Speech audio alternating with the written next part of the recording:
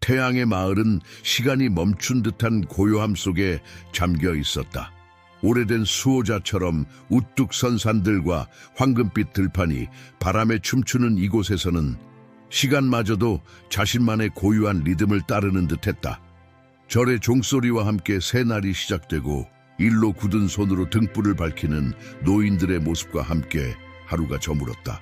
이른 아침, 이슬이 아직 나무잎에 작은 별처럼 맺혀 있을 때였다. 마을 사람들은 숲 경계에서 놀라운 광경을 목격했다. 진드기에 뒤덮인 채 거의 힘이 없어 보이는 작은 아기가 긴 풀 옆에 누워 있었다. 반쯤 감긴 눈, 창백한 피부, 거의 들리지 않는 울음소리. 하지만 더욱 놀라운 것은 그 옆에 있던 존재였다. 풍선이라 불리는 야생마였다. 아무도 길들이지 못했던 이 말은 그저 스쳐 지나가는 모습과 길들일 수 없는 아름다움으로만 알려져 있었다. 그런데 지금 그 말이 죽음의 문턱에 있는 아이 곁을 지키고 서 있었다. 마을은 순식간에 술렁이기 시작했다. 오래된 집들의 창문을 때리는 바람처럼 소문이 빠르게 퍼져나갔다. 누가 이 아기를 여기에 버렸을까? 왜 인간의 접근을 허락하지 않던 풍선이 이 아이 곁을 지키고 있는 걸까? 마을에서 가장 존경받는 할머니 선옥이 제일 먼저 도착했다. 고난으로 단련된 영혼을 지닌 그녀는 거친 손으로 아기를 담요로 감싸 자신의 집으로 데려갔다. 그 과정 내내 풍선은 거리를 두고 따라왔다. 서두르지 않았지만 시선을 한순간도 떼지 않았다. 마치 아직도 위험이 도사리고 있다는 것을 알고 있는 듯했다. 민준이라는 이름을 받은 아기는 고열에 시달리며 거의 숨도 쉬지 못하는 상태로 선옥의 집에 도착했다. 선옥은 약초와 젖은 수건으로 아이를 돌보면서 특이한 점을 발견했다. 아이의 손목에는 영적 보호를 위한 고대 의식에서 사용되는 것과 비슷한 작은 꼰실이 매여 있었다. 더욱 이상한 것은 그 후로도 풍선이 매일 새벽마다 집을 찾아와 무언가를 남기고 가는 것이었다. 어떤 날은 기호가 새겨진 돌을, 또 어떤 날은 천 조각을 혹은 소나무 가지를. 그것들은 결코 무작위가 아닌 것 같았다. 각각의 물건들은 마치 어떤 목적을 띈 듯했다. 마을의 대장장이 철수는 숲의 반대편에서 인간의 발자국을 발견했다. 단순한 도주로 보이던 것이 점점 더 복잡한 무언가로 변모해갔다. 수십 년간 마을 사람들이 피해 다녔던 오래된 숲속 샘이 다시 이야기 속에 등장하기 시작했다. 나이든 여인 중 한 명은 여러 해 전 비밀스러운 출산 현장에서 풍선과 같은 말을 보았다고 맹세했다. 이 이야기가 마음에 드셨다면 구독과 좋아요 버튼 누르는 것 잊지 마세요. 어느 도시에서 시청하고 계신지 댓글로 알려주세요. 계속 이어갑니다. 선옥은 돌아가신 남편의 오래된 물건들을 뒤적이다가 풍선이 문 앞에 남겨둔 돌에 새겨진 것과 동일한 표식이 있는 낡은 지도를 발견했다. 모든 것이 마을이 의도적으로 혹은 그렇지 않게 잊어버린 무언가를 가리키고 있는 듯했다. 마을에서 가장 영향력 있는 인물인 서장우의 이름이 속삭임 속에 등장하기 시작했다. 그는 광대한 토지와 가축을 소유하고 있었고 아무도 감히 도전할 수 없는 조용한 영향력을 행사하고 있었다. 공개적으로는 존경받았지만 사적으로는 두려움의 대상이었다.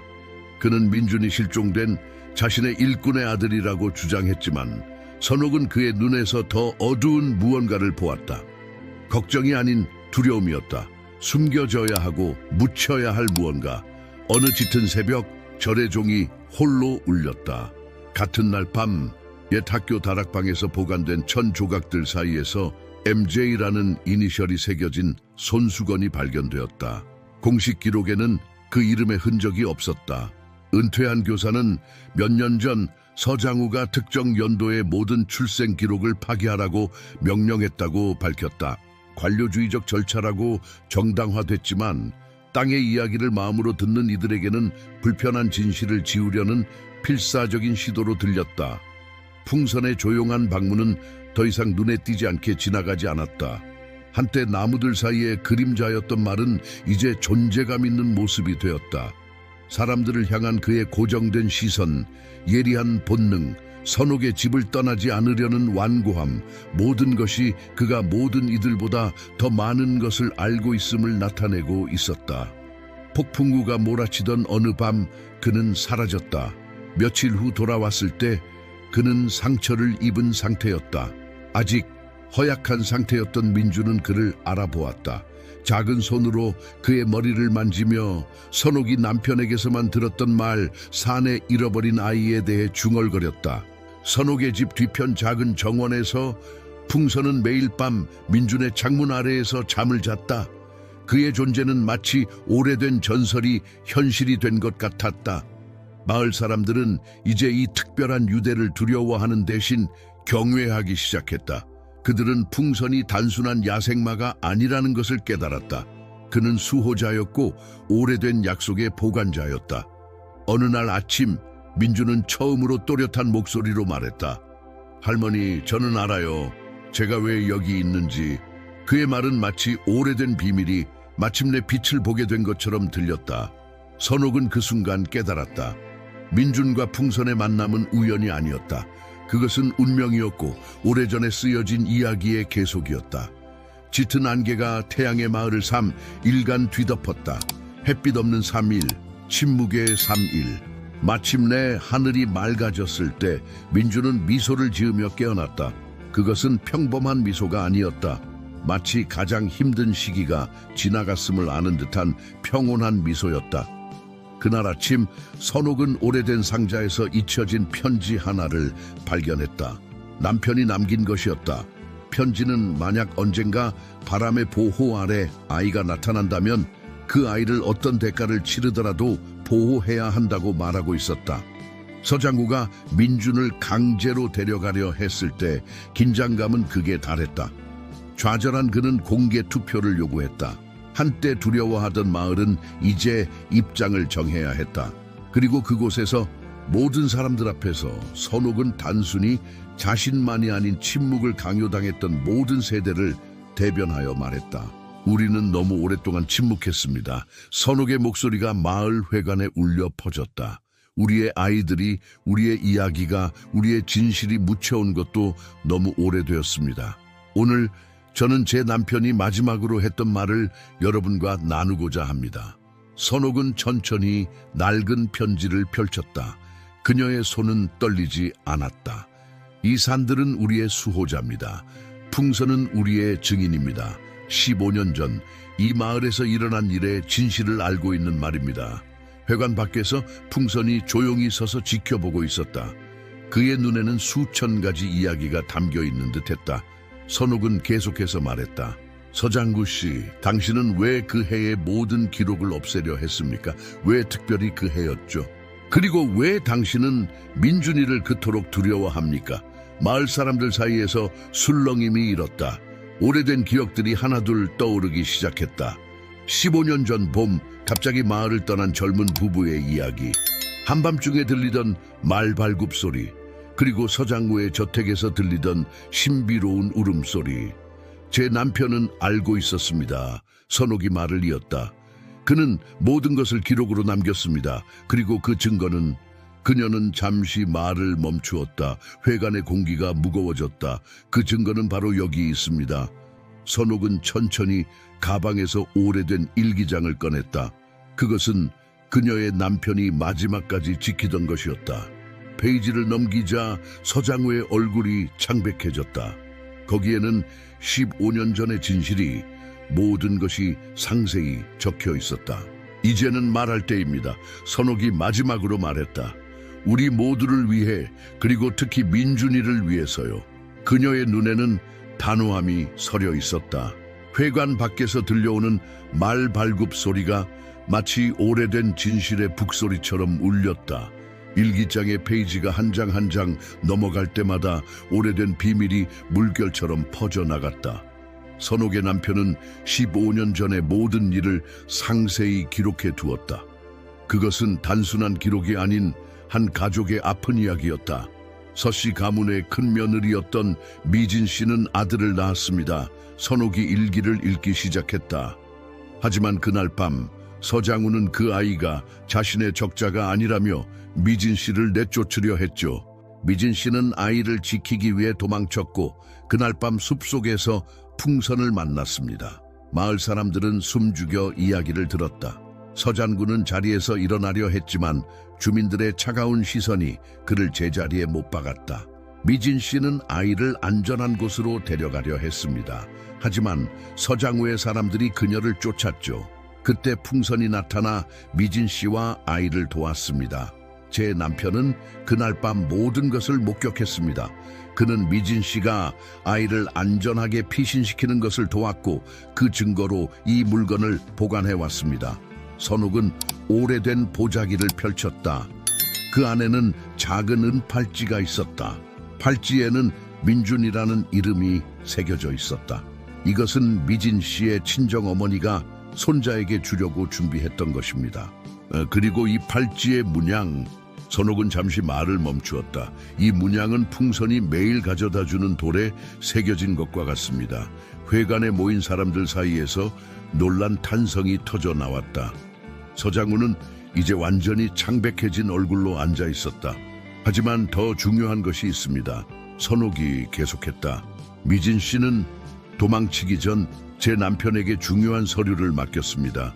그것은 바로 그녀는 일기장 사이에서 누렇게 변색된 서류 한 장을 꺼냈다. 민준이의 진짜 호적 등본입니다. 서장구가 벌떡 일어났다. 그건 불가능합니다. 모든 기록은 내가... 그는 갑자기 말을 멈추었지만 이미 늦었다. 네, 서장우 씨가 모든 기록을 파기했죠. 하지만 이것은 원본입니다. 미진 씨의 친정아버지가 보관하고 있던 것을 제 남편에게 맡긴 것입니다. 여기 보세요. 선옥은 서류를 들어 보였다. 이 아이의 진짜 이름은 서민준입니다. 서장우의 적자이자 상속자입니다. 마을 회관이 술렁였다. 오랫동안 숨겨져 있던 진실이 마침내 밝혀지는 순간이었다.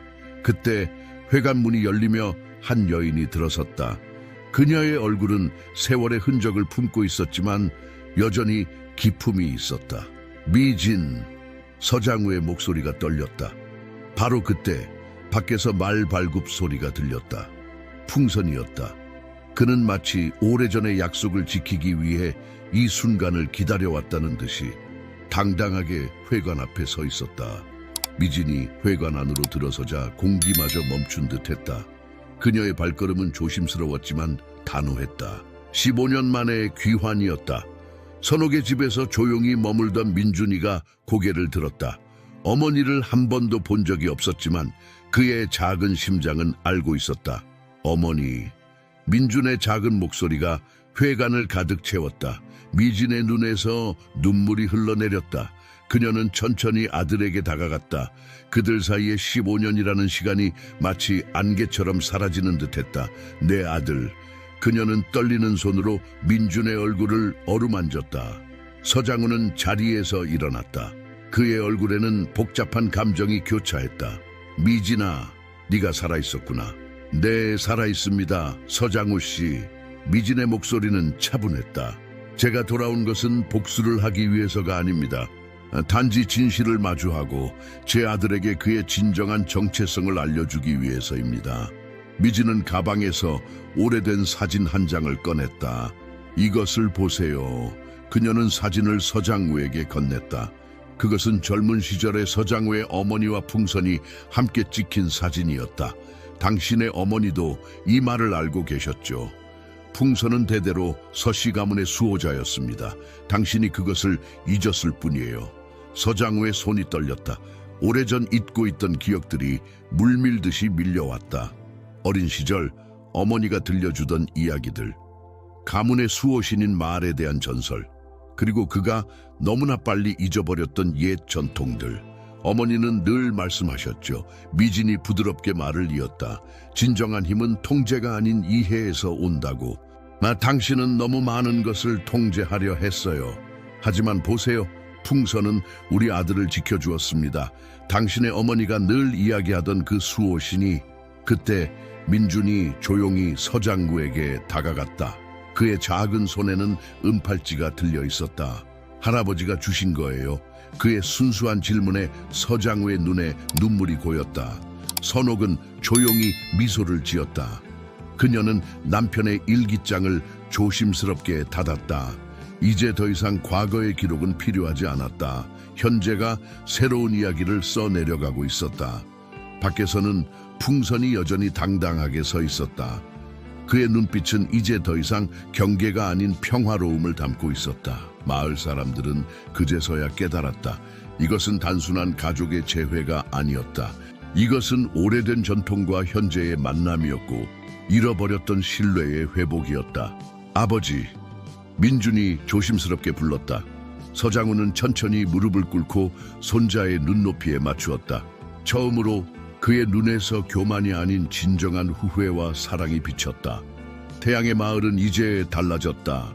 봄바람이 산들을 스치며 불 때마다 사람들은 그 속에서 새로운 이야기의 시작을 느낄 수 있었다. 서장우의 저택 정원에는 이제 풍선을 위한 특별한 공간이 마련되었다. 더 이상 야생마가 아닌 가문의 수호신으로서 그의 자리가 돌아온 것이다. 미지는 선옥의 집 옆에 새로운 집을 지었다. 그것은 단순한 거처가 아닌 새로운 시작의 상징이었다. 민주는 이제 2개의 가정을 가지게 되었다. 낮에는 서씨 가문의 가르침을 배우고 저녁이면 선옥 할머니의 따뜻한 이야기를 들었다. 할머니, 어느 날 저녁 민준이 선옥에게 물었다. 풍선이 저를 찾아온 건 정말 운명이었나요? 선옥은 미소를 지으며 대답했다. 운명이라기보다는 약속이었단다. 오래전부터 이어져 온 약속. 네 할아버지가 늘 말씀하시던 것처럼 진정한 유산은 돈이나 권력이 아닌 마음속에 새겨진 이야기야. 서장군은 점차 변화했다. 그의 차가운 눈빛은 따뜻해졌고 권위적인 태도는 부드러워졌다. 특히 손자 민준과 함께 있을 때면 그의 얼굴에는 젊은 시절 어머니가 들려주던 이야기를 기억하는 듯한 그리움이 어렸다. 마을 사람들은 이제 매일 아침 울리는 절의 종소리와 함께 풍선의 울음소리를 듣는다. 그것은 더 이상 신비로운 경고가 아닌 평화로운 아침의 인사가 되었다. 젊은이들은 이제 풍선의 이야기를 새로운 방식으로 전한다. 그것은 단순한 전설이 아닌 살아있는 교훈이 되었다. 우리 모두는 수호자가 필요해요. 미진이 어느 날 마을 학교에서 아이들에게 말했다. 때로는 그것이 말의 모습을 하고 있을 수도 있고 때로는 할머니의 모습일 수도 있어요. 중요한 것은 그 마음을 알아보는 거예요. 풍선은 이제 자유롭게 마을을 드나든다. 가끔은 며칠간 사라졌다가 돌아오기도 하지만 모두들 안다. 그가 반드시 돌아올 것을. 그리고 매번 돌아올 때마다 그의 눈빛에는 새로운 이야기가 담겨 있다. 민주는 자랐다. 그는 서씨 가문의 새로운 희망이 되었다. 하지만 그의 힘은 재산이나 지위가 아닌 진실을 바라보는 용기에서 나왔다. 그의 손목에는 여전히 그 은팔찌가 빛난다.